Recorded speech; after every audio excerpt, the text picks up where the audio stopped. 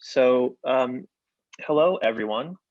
This is the author chat with Dr. Jen Gunter, the author of the it published today. Today. It's on sale today, the Menopause Manifesto. Now, we are offering free signed books to people who go to our Kensington booth and register on a sign-up form to be eligible to receive these. So I definitely encourage that. We also want to encourage any questions for Dr. Jen to come in through the chat. And without further ado, let me make sure everyone is admitted, and I will toss it to my colleague, Ann Pryor, who will introduce Dr. Jen, and we will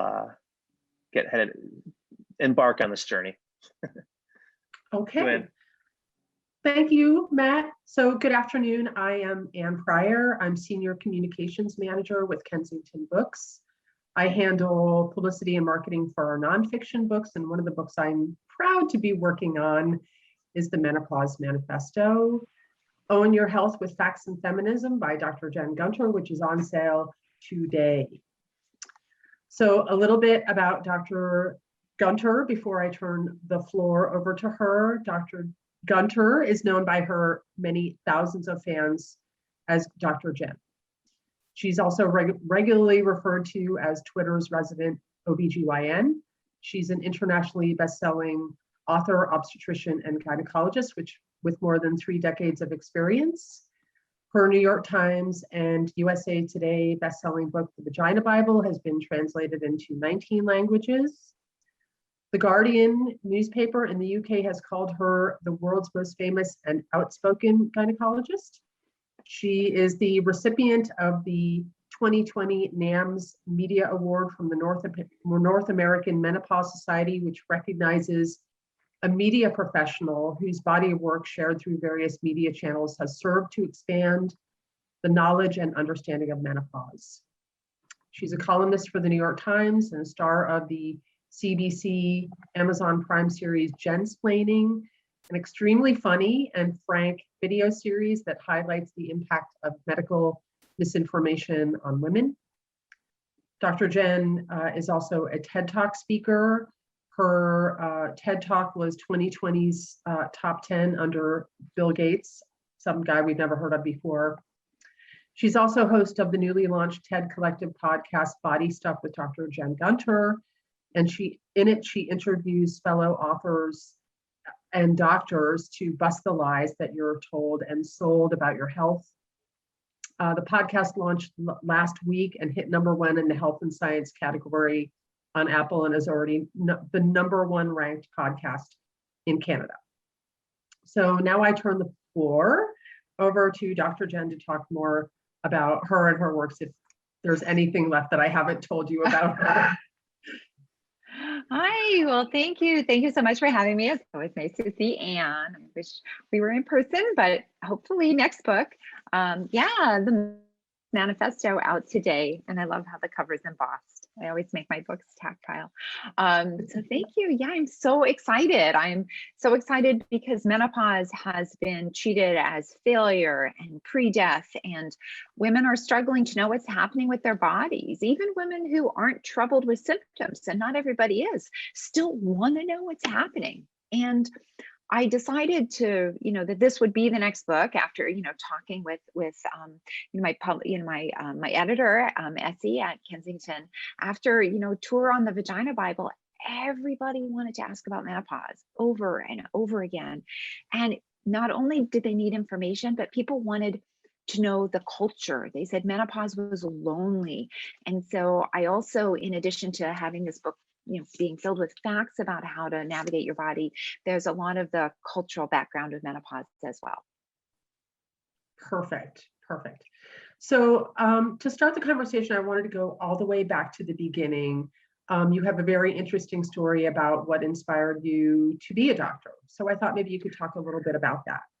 Oh, sure. Yeah, my mother's neglect. In short.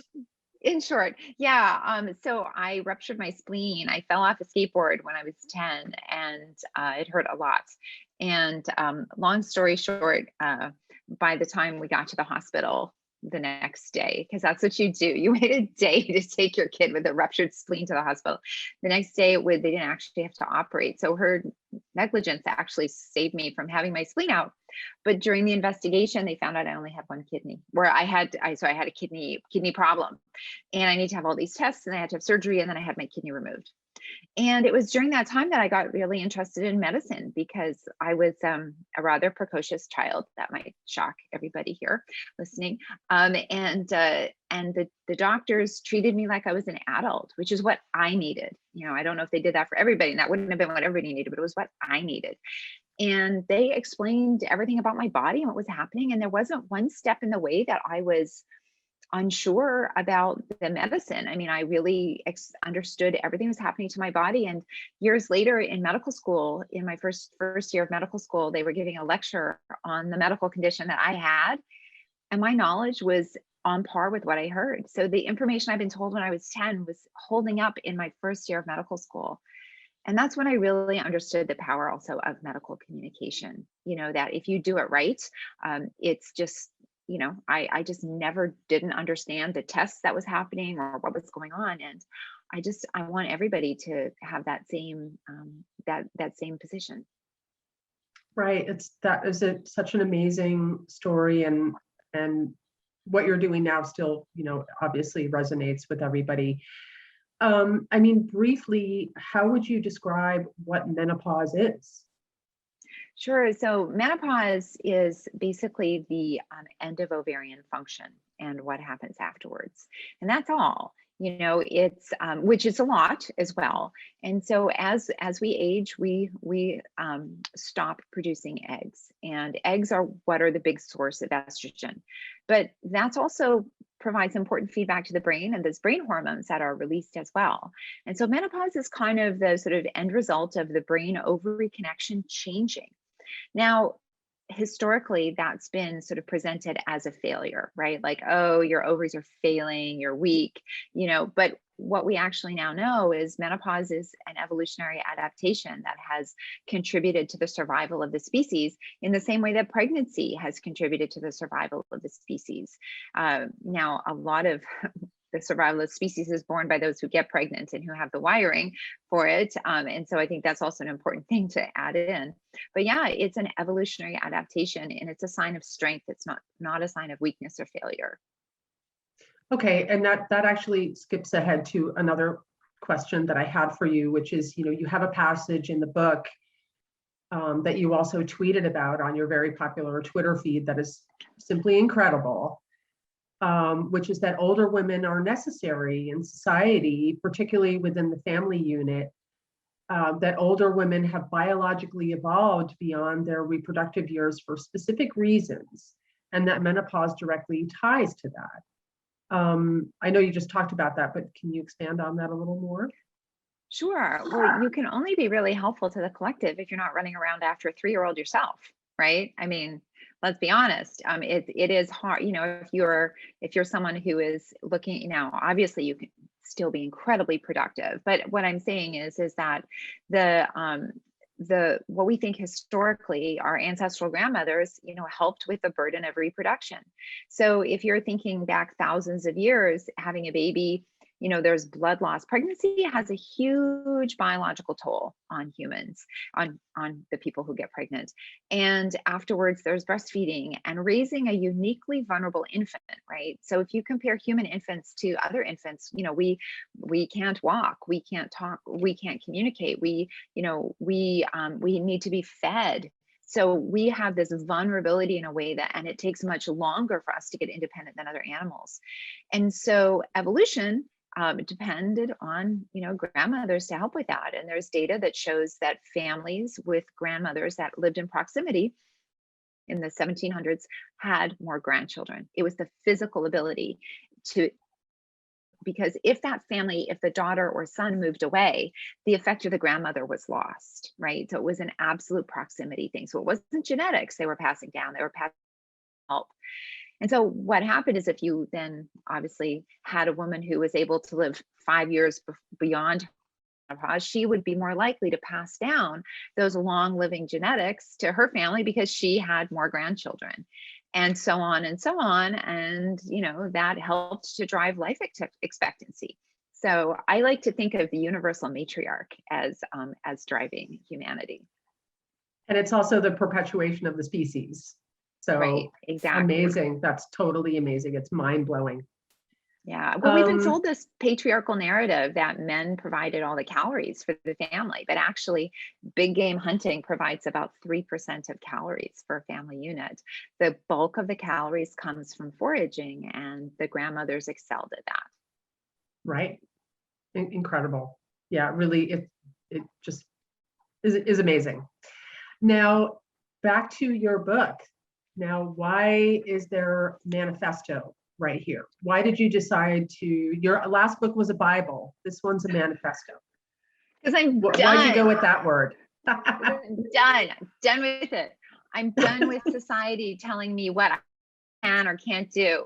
I'm sorry, I reject anything that men say. You don't get to decide if I'm worth something or not. The patriarchy has had a good run and you know what? It's time that we abolish that system, because I reject any system that tells me that my worth is tied to my ovarian function. That's just stupid, and I'm not going to participate in it. And I want everybody to hear that. I want to stand on Poets Corner and scream that, if you're 60, that doesn't mean that you don't have value. I'm sick of seeing movies with 55-year-old men partnered with 20-year-olds, and then 35-year-olds trying out for the roles. They're like too old. I'm sick of that system. I'm sick of seeing the ageism and prejudice against menopause reflected in every single thing I see. And I want people to have the knowledge how to combat those myths, and the knowledge how to look after themselves. Right on. I can actually see you standing there with a trident, No more. Or my bullhorn. Be like, yeah. Yes. I'd be like, like Boadicea, or I think that's how you pronounce it. Enough. That's interesting, because so many of my younger friends, or my friends, I'm not going to say their ages, but they just have no idea what is going to happen to them. They're really focused on the now, and they're not, they just don't have the information about what to expect. So why do women of all ages need to know what's going to happen to them? Well, you should know what's happening to your body. I mean, I've always known, but I got into medical school. I started when I was 20. So I had known the biology of menopause, not all this cool stuff about the grandmother hypothesis, but I'd known how menopause worked and what the symptoms were and what the risks were, since I was 21. And that allows you to make more decisions and to not be afraid. I mean, imagine if you had no idea what pregnancy entailed, like at all. And then you're like, oh, I'll just figure it out when I'm pregnant. And then all of a sudden your belly is growing and something's kicking you. You'd be like, but I had heard nothing about pregnancy. Why is this thing in me? I thought the stork came, right? So, you think about other things that happen in your life. Was it better for you when you knew less, or better for you when you knew more? It's always when you know more. So, there's, first of all, 1% of people can have primary ovarian insufficiency, which means sort of like menopause happening before the age of 40. So people need to know that you could be in the 1%, but also decisions that you make in your 20s and 30s could impact your menopause and your health and your longevity. And so maybe that would be good information to have. I mean, I think it is good information for everybody to have. And also, we all need to combat the prejudice against, women who are 55 or, 50 or 45 or 80. Like, it's ridiculous. I want to see more Helen Mirren in the Fast and Furious shooting her guns. That's what I want to see. Totally. So she actually comes up a little bit later in my questions for you, but this is a perfect segue, because my next question for you was going to be like, when does it start? And I know that answer is not, there's not a pat answer for that. And it's going to be different for every woman. So do you want to talk a little bit about, when average, is there an average age? When does it start? Yeah. So one thing I always like to say is sometimes people get a bit hung up on that about, oh, but there's a bit of unknown. But you know what? You didn't really know you were in puberty until you were in it. And you didn't really know puberty was over until you were years beyond it. And you can look back and say, oh yeah, I stopped growing maybe a year ago and my skin cleared up. So we're all used to that. And so I want people to apply that same concept to menopause. So the average age of the final period is 51. But it's important really not to fixate on the last period because that's actually a footnote. It's not sort of the story. And that's why I actually think the name should change. So the menopause transition starts, anywhere from 5 to 7 to 8 or 9 years before. And that's when your ovarian function is kind of winding down and you might ovulate irregularly, or your eggs may produce lower levels of estrogen or even higher levels some months. And so it's kind of hormonal chaos like puberty, right? All over the place. And just like in puberty, some people were really bothered and other people didn't have any acne, didn't have any issues. We see that same variation in the spectrum with menopause. And so, yeah, the menopause transition. So sometime in your 40s, it's likely to happen. The length of it, can vary, sort of person to person. And then everything after is postmenopause. Okay. And similar to that, your experiences as you're going through it and, when it starts is everything is this, there's no like start date, it happens way before. And then while you're going through it, your experience can be entirely different from another one's. I mean, dramatically different. Right. Talk about, yeah, go ahead. Yeah, well, again, just like pregnancy, right? Lots of people have very different pregnancy experiences. I mean, I had an awful pregnancy experience, and I have a friend who had a 3-hour labor, and basically, like, baby was out. That was it. No complications, right?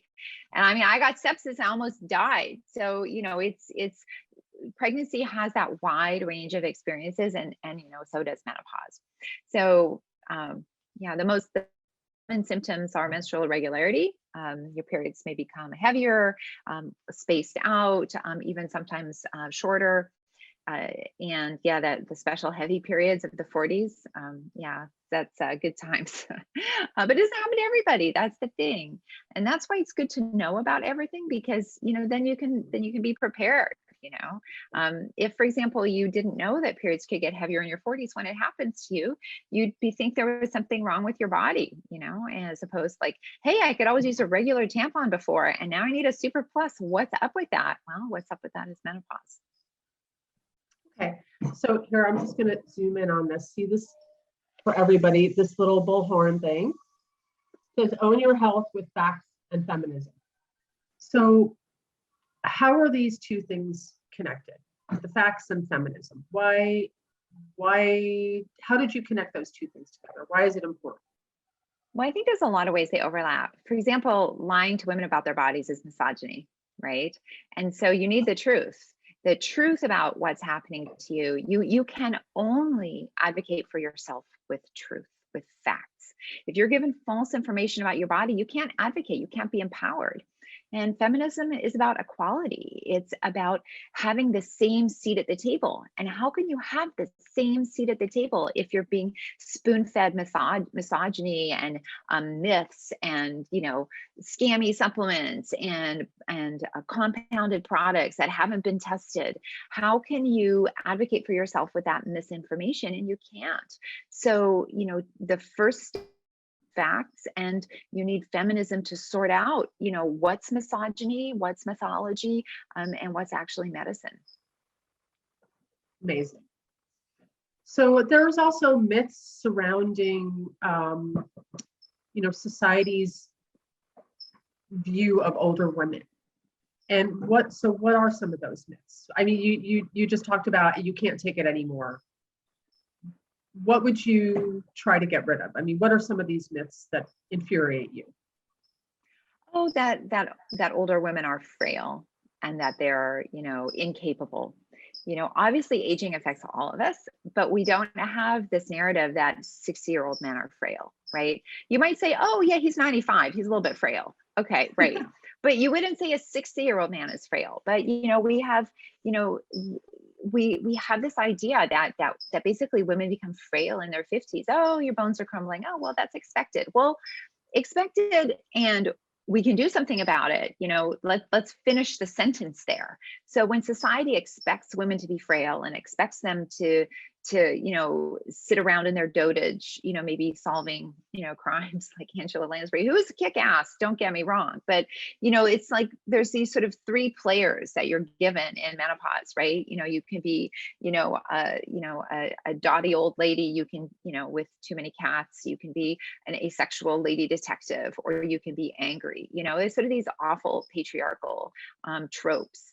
And we need to bust out from that, because, there is a vast diaspora of women in menopause, just like there's a vast diaspora of women. All the amazing things that you're capable of don't stop with your last period. I mean, it's just not true. We have brilliant politicians who are over the age of 50, brilliant artists, brilliant musicians, brilliant doctors, brilliant moms, brilliant grandmoms.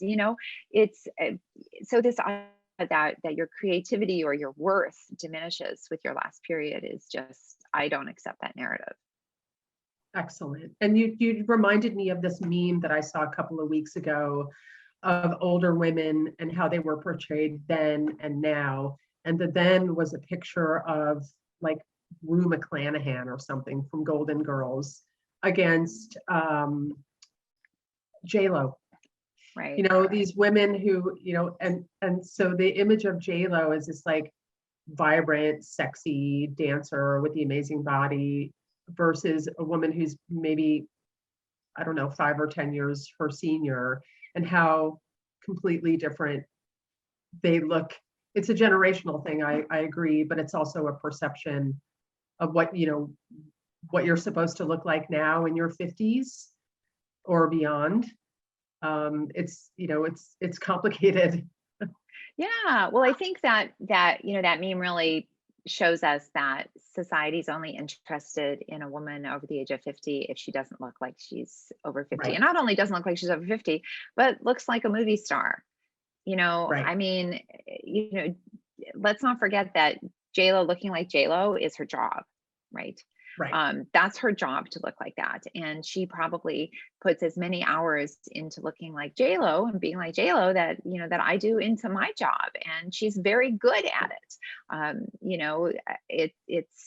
So I think that holding women to standards and comparing them to other women, that's all, again, the patriarchy and this idea that, that Rue McClanahan in the Golden Girls was so sexy, right? Like the way she spoke and the way she acted, and she wasn't, she was having sex with all kinds of men. And, there was even an episode I remember where she had a pregnancy scare, and actually she was menopausal. She, her menopause, hormones affected her pregnancy test. Not that would happen, but whatever. It's a TV show. But yeah, I mean, and that was a great thing about the Golden Girls is, they really didn't shy away from them being sexy. But yeah, I mean, they were dressed a certain way because that's what male executives thought they should dress. I bet if you'd asked Rue McClanahan how she wanted to dress or how she wanted to behave, I mean, I don't know for sure, but I'd love to hear what she picked for her wardrobe.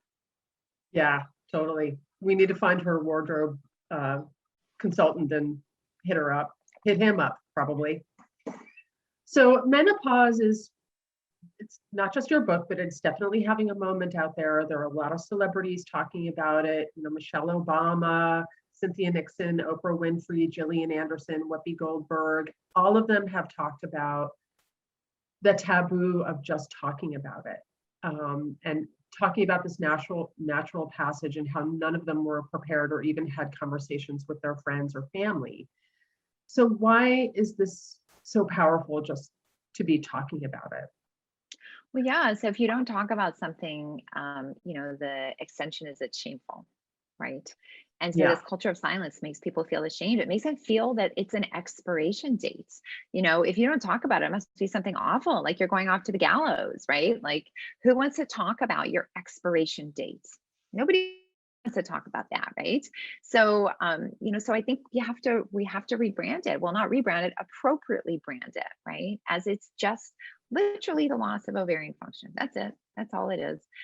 And just like when your ovaries weren't functioning when you were 6, you were just fine. You were kick-ass. You can be kick-ass when you are 56 or 66 or 76.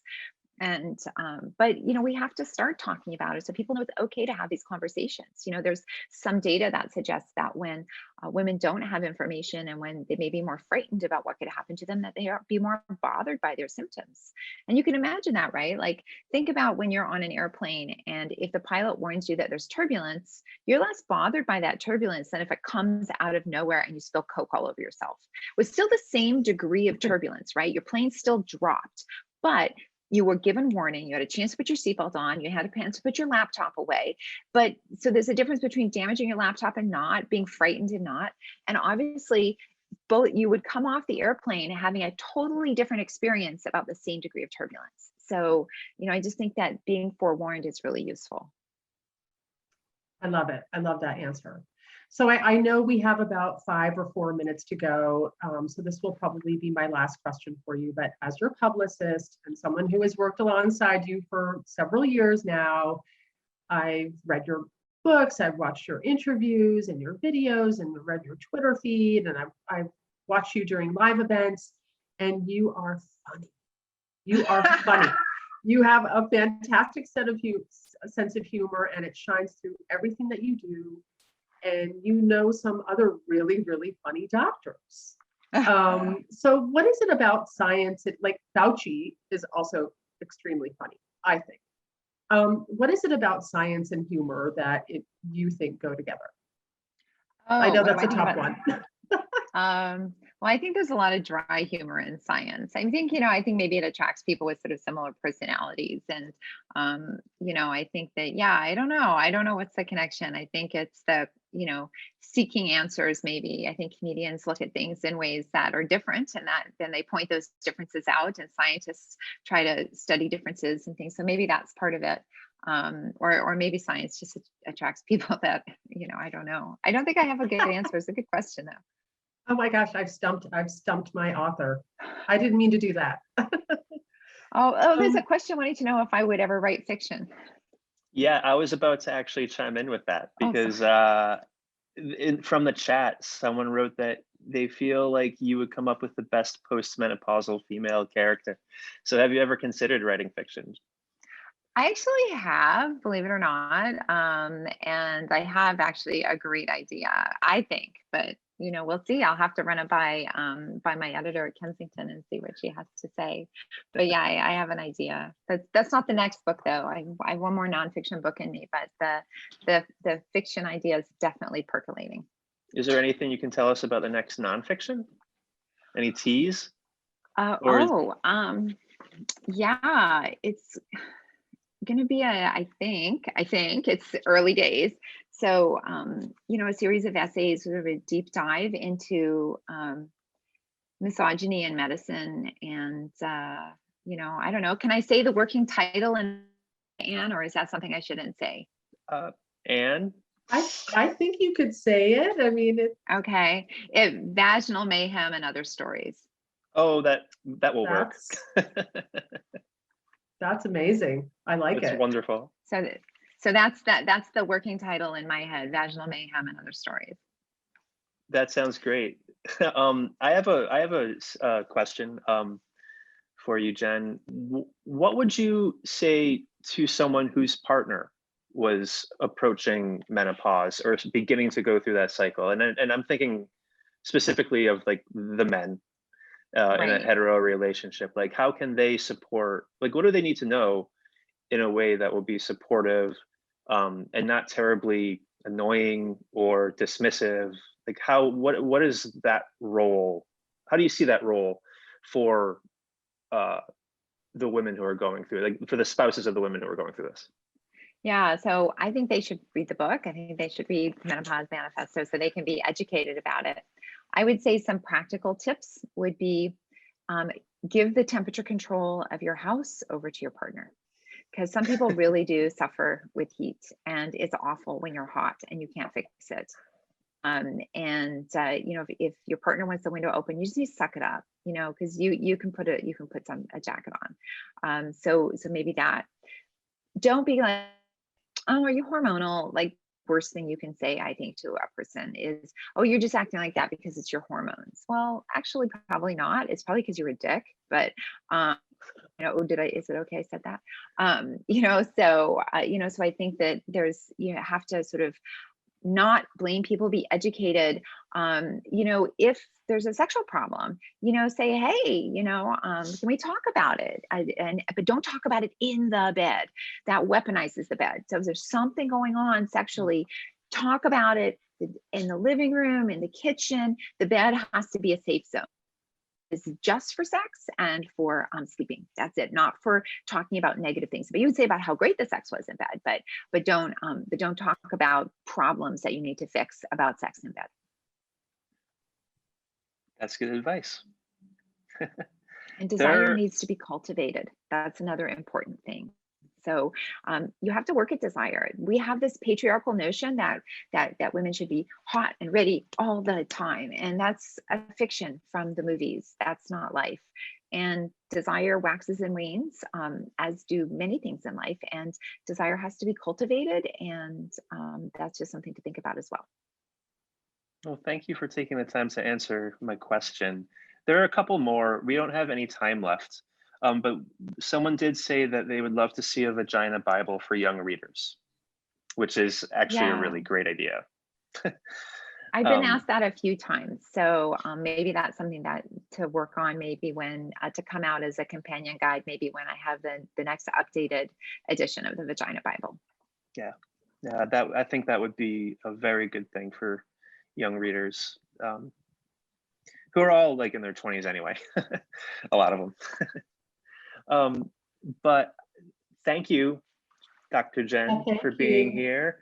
And thank you, Anne. Congratulations. And to anyone who wants to be eligible for a signed, finished copy of this just released today book, please go back to the Kensington booth and click the sign up form for our ARC and finished book giveaways. You can fill out a form there. And have a wonderful afternoon. Thank you so much. Thanks. Great to see you. Congratulations. Good to see you, Anne. Thank you for all your help. You're welcome. It's my pleasure. Bye. Bye. Bye.